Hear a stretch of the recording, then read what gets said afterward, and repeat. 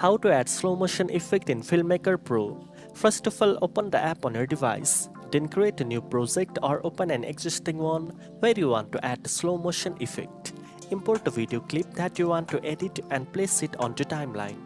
Now tap on the video clip and look for the speed option in the editing tools.